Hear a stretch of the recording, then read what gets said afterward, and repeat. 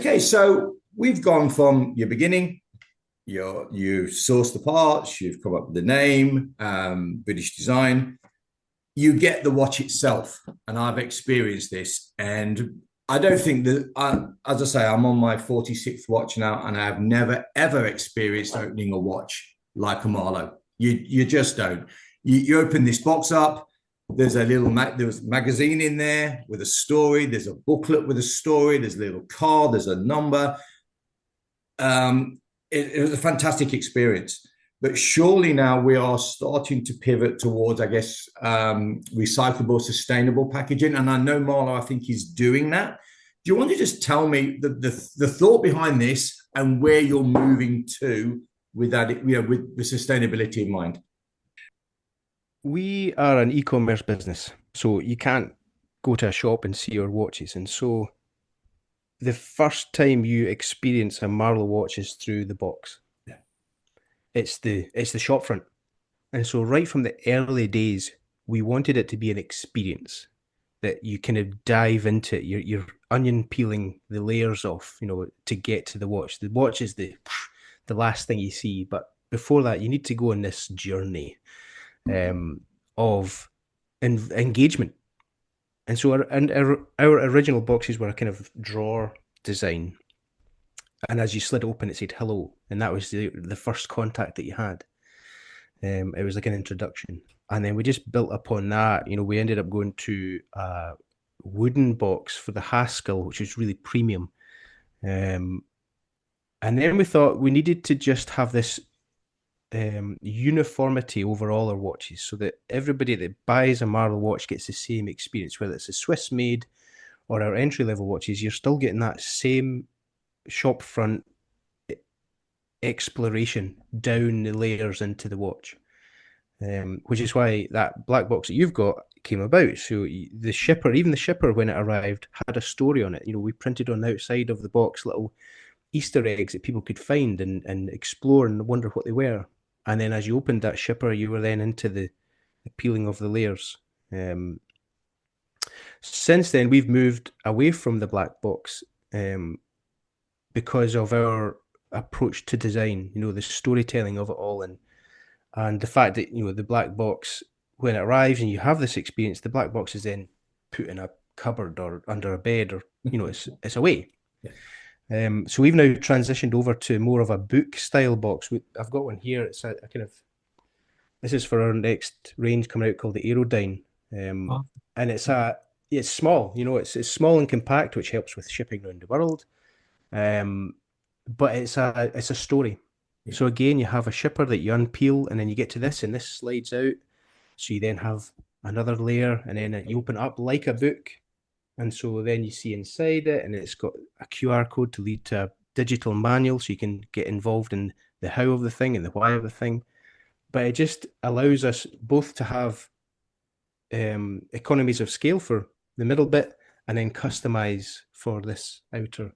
So you can have different watch boxes sitting on a shelf like books, and then they're on display, and you're proud to display them rather than sticking it in a cupboard.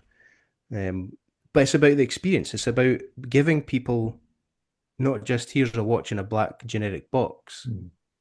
It's about the whole thing, the memory of your first Marlowe watch and having that unboxing experience, and then kind of wondering what the next one will be, the next design of this box, because we've got now 10 maybe different designs of these outers. So when they're sitting on the shelf, it's like a rainbow of story that you can look at and remember why you bought that and where you were and why it resonated with you. So it's just about experience. We're trying our best to give everybody value. You buy a Marlowe watch not just because the watch is great quality and hopefully well designed, but because you are involved and you're engaged and you're excited about the whole process, not just the watch itself. So the box is hugely important. Until we get retail bricks and mortar, it's the only way that we can really give people a proper experience is through the unboxing. As soon as that postie hands over that box, you're in the game. Oh yeah, you're I can certainly experiencing vouch it. for that. Yeah, it is such an Yeah. experience. It really is. Yeah. We made a big change from the box that you have, Michael, there. I mean, the box you have, you can, and it's a bit clumsy. You can sort of dismantle it, as it were, and it is recyclable. Yes. It came in a bigger shipper, and it had these pulps. We refer to them as pulps. It hold the box in place. It sort of almost floats within the box, so that if the box is damaged, then it's fine in transit. Every element of that box was recyclable, including all the shipping, apart from the cloth where the watch sits.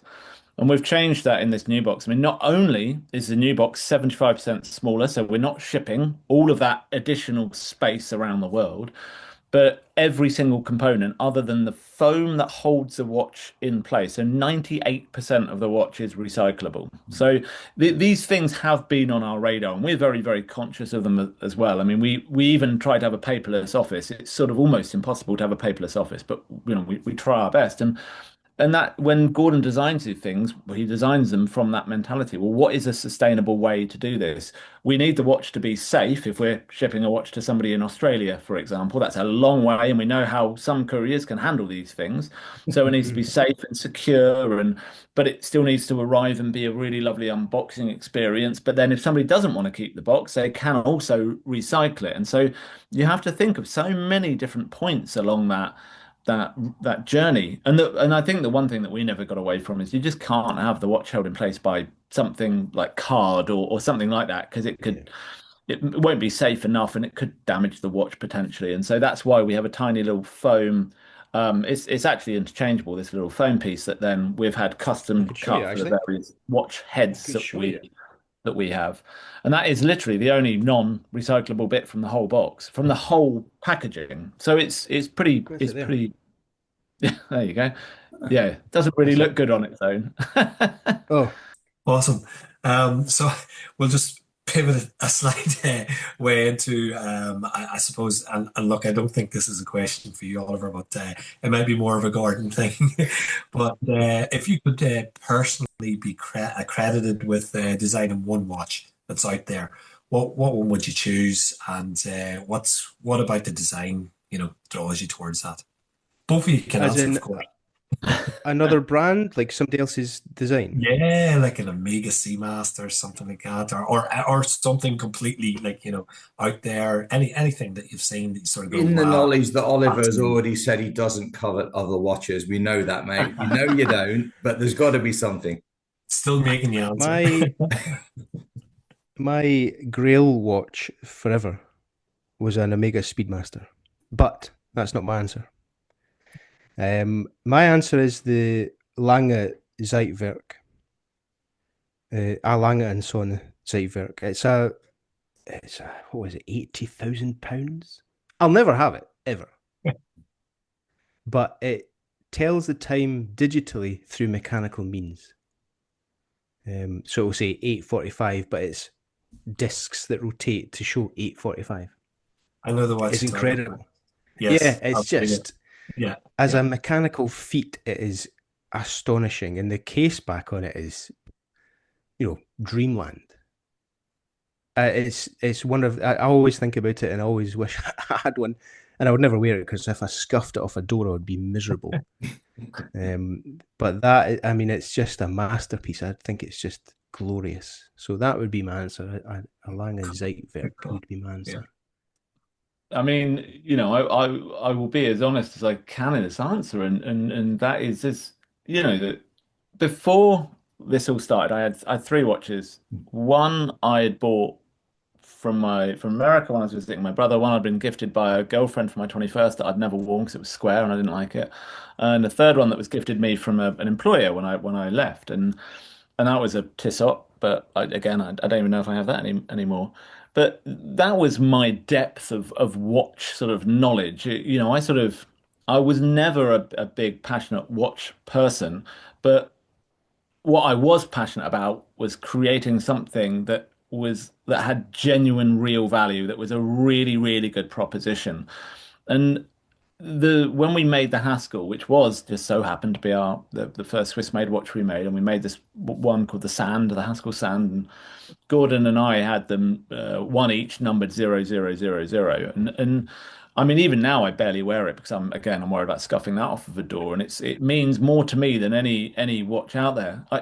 I don't even look at other watches in watch world. I'm just so focused on what we're doing.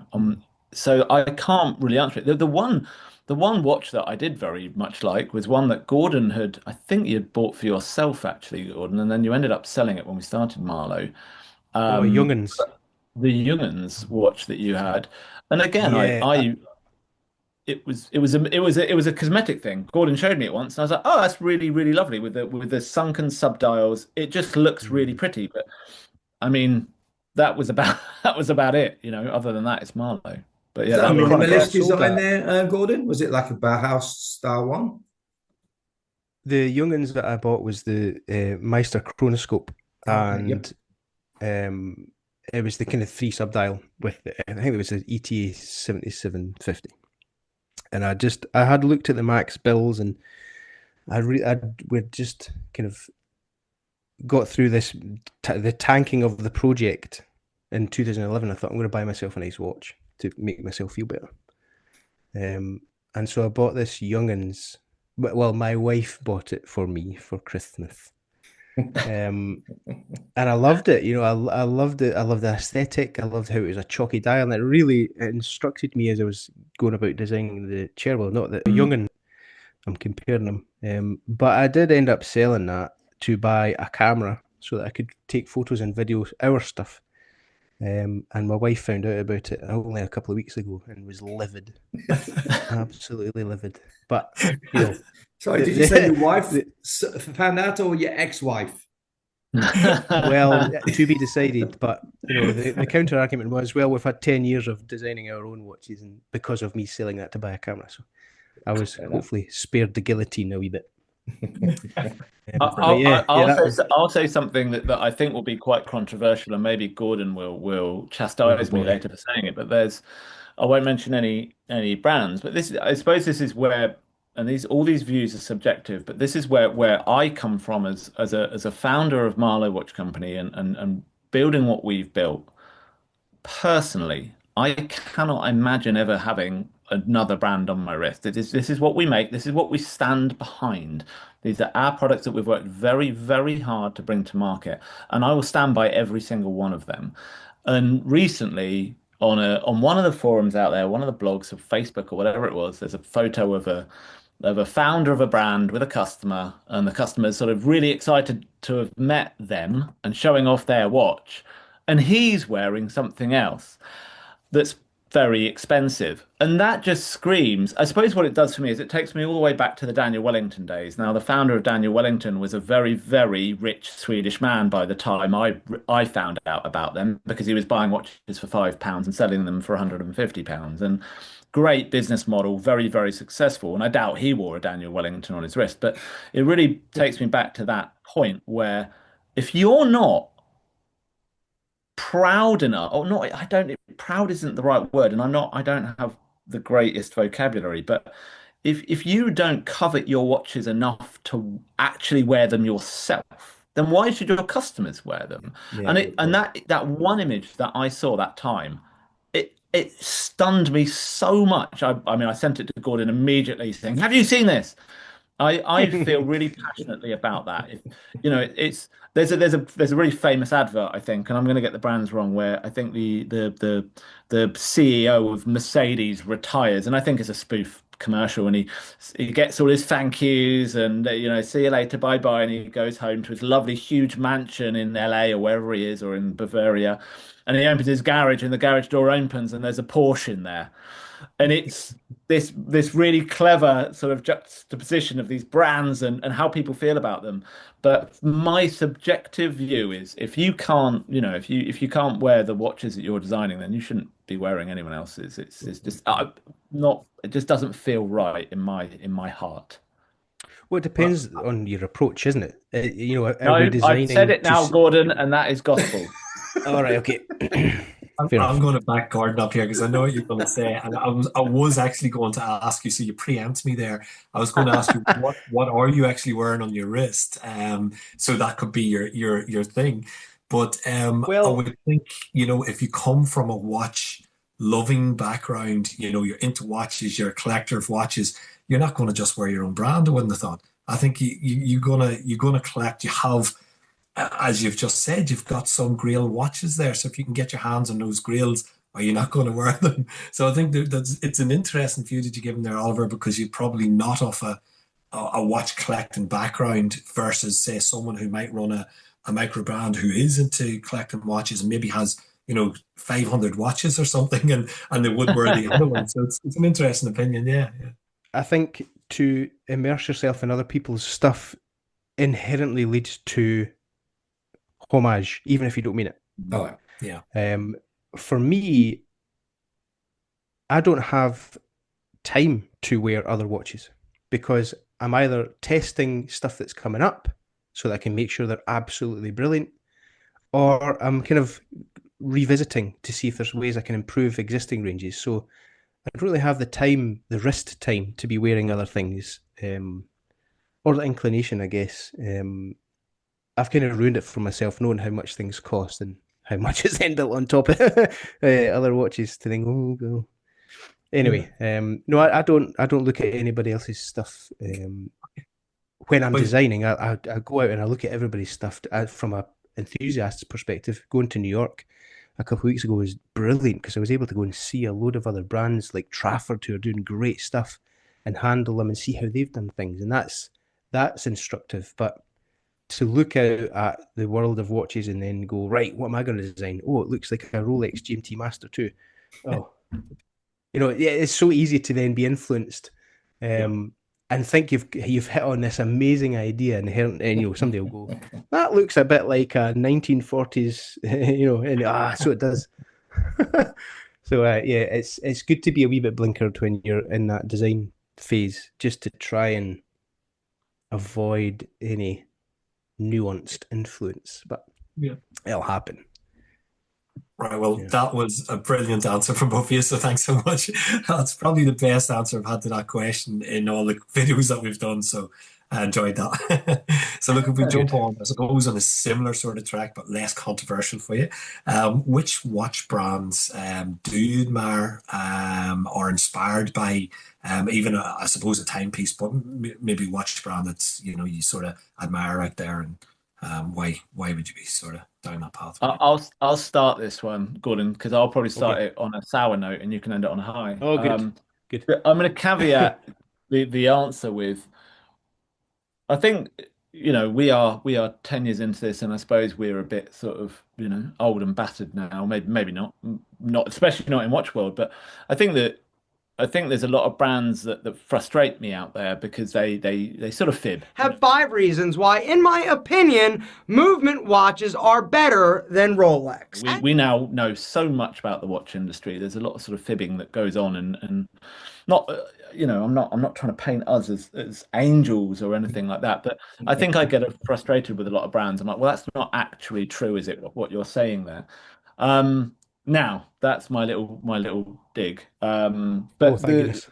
there's a couple of brands I really admire. One of them is Schofield. I think Schofield are not only producing some unbelievable looking watches, designed watches, but also the way the business runs and operates.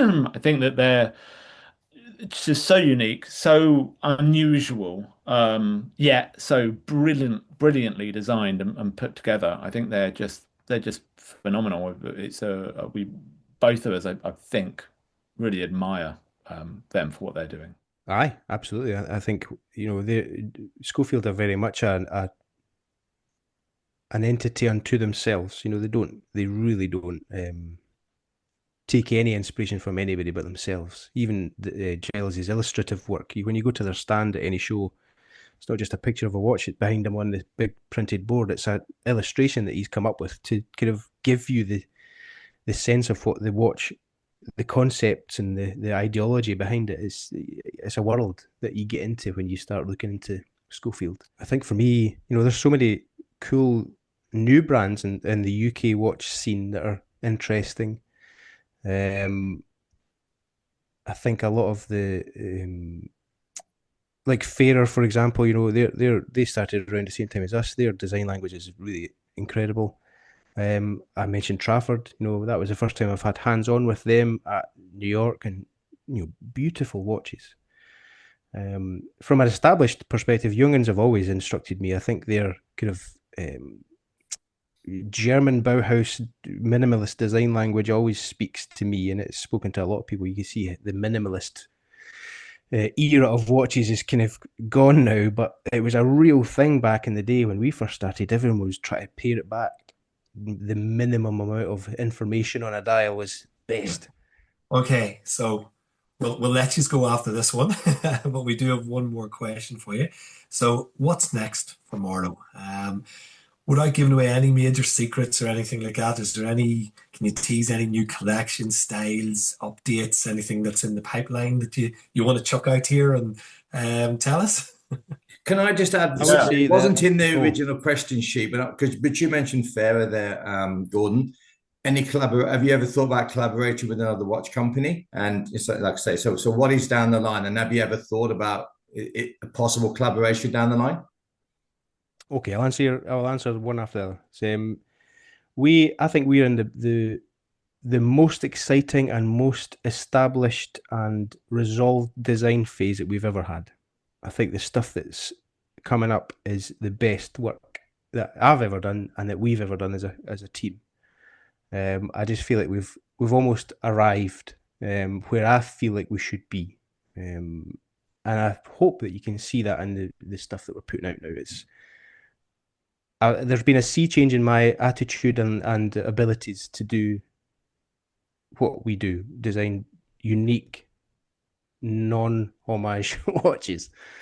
And it was kind of the crucible of COVID put that into perspective. So we've just done a project with the British Music Ensemble Public Service Broadcasting, which is a new watch called the Aerodyne. That's what I'm wearing today.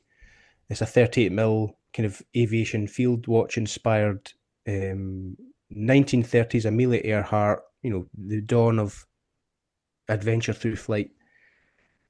That is the most exciting for me right now because it holds so much potential.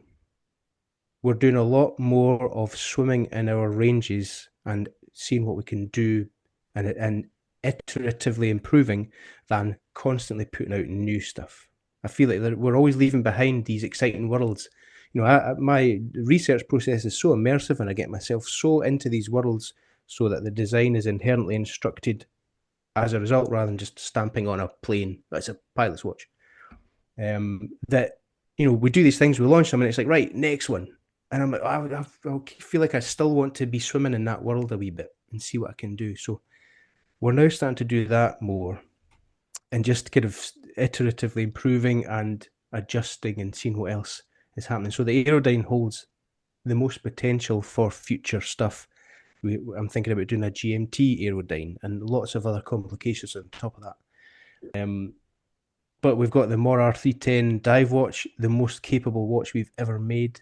It's bomb-proof. It'll outlast you long before. It goes down to 300 meters. It's got all the things you could ever want of a dive watch. And it from feedback from shows and on online, it's a unique dive watch in a sector of the watch industry that is so saturated. It's the de facto go-to mechanical watches, like a dive watch style. So I'm really proud that we've managed to differentiate ourselves in that industry, that niche.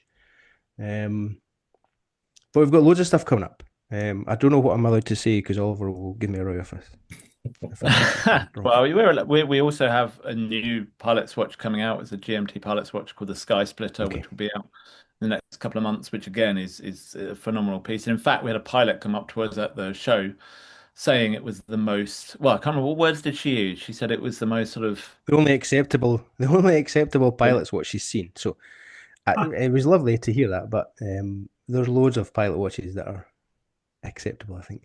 But I think Gordon's also being quite modest there. So the Aerodyne that we're launching, we've sort of had this sort of almost pre-launch with making a watch in collaboration with Public Service Broadcasting that was to sort of celebrate their album called The Last Flight.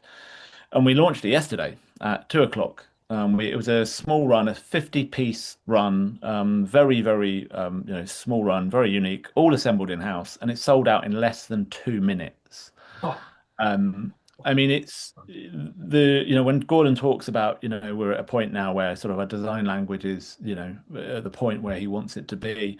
It's this perfect marriage where we have now spent the last 18 months building a workshop, bringing in the skills that we require under our roof, our people, who will then take these designs, these watches, and actually assemble and test them before they go out.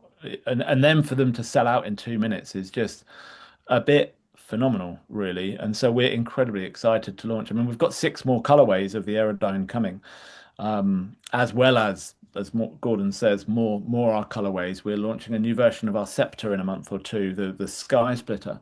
There's so much on the horizon. Well, there's so much so that our watchmakers are petrified of how they're going to assemble all of these watches. But it's a really, really exciting point for us that everything going out the door now has gone through the hands of a Marloe watchmaker.